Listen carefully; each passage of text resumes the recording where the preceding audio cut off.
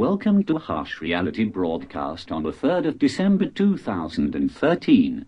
I believe that we are witnessing the calm before the storm. The mainstream media are continually providing good economic news against a background I can only describe as truly awful.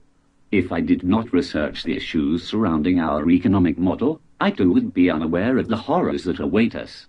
The question is, why are the politicians and the mainstream media overly optimistic? Let's think about this for a moment. We are told that manufacturing is improving. We have had in the UK upward revisions of our economic growth, and a feel-good factor amongst the general population. Where I live in Manchester, the Trafford Centre is so busy it is causing gridlock on the local M60 motorway at junction 11. So back to my question. Why are politicians and the mainstream media overly optimistic? I am going to give you the answer from my viewpoint, and that is, the politicians and the mainstream media are not optimistic in the slightest.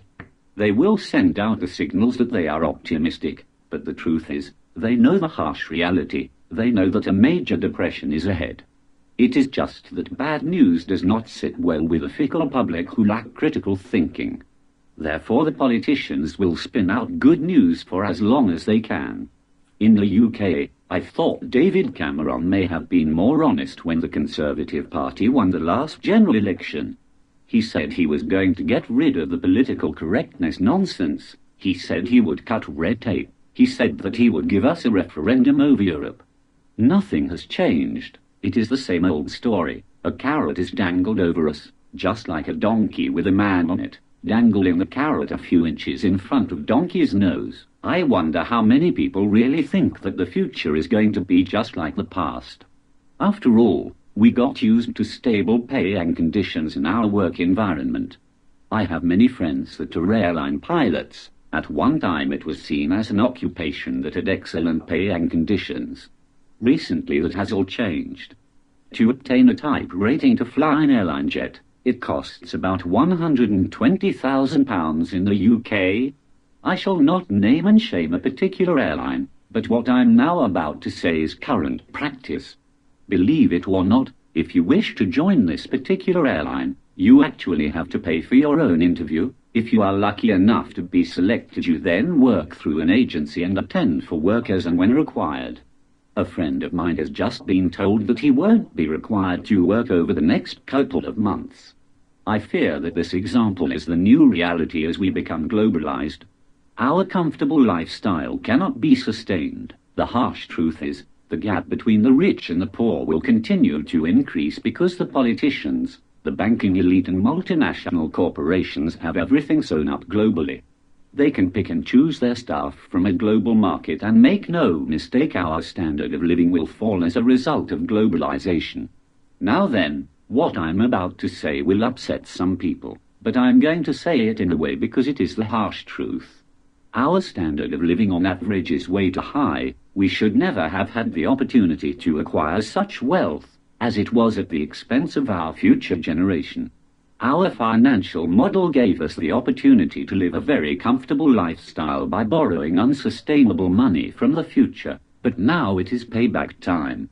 The problem is, the elite are using this period of change to acquire unimaginable wealth at our expense. The stock markets have risen significantly on the back of quantitative easing, and only have the occasional small pullback at the hint of any tapering.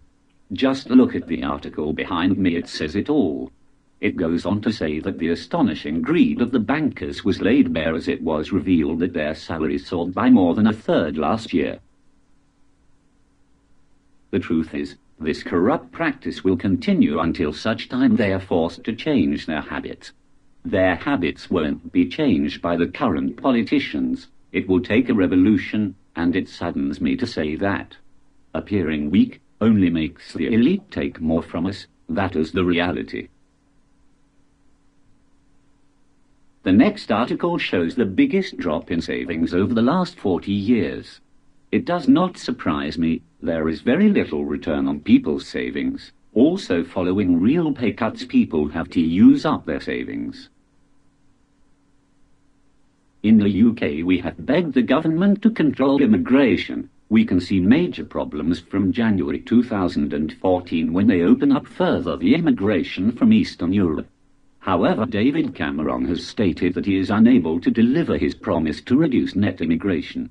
Have a look at the article behind me.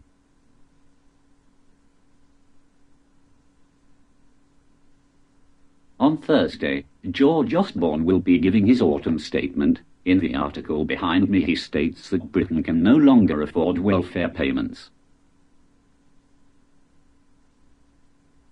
In conclusion, there is too much debt, too much false optimism from our politicians and mainstream media, and too much corruption.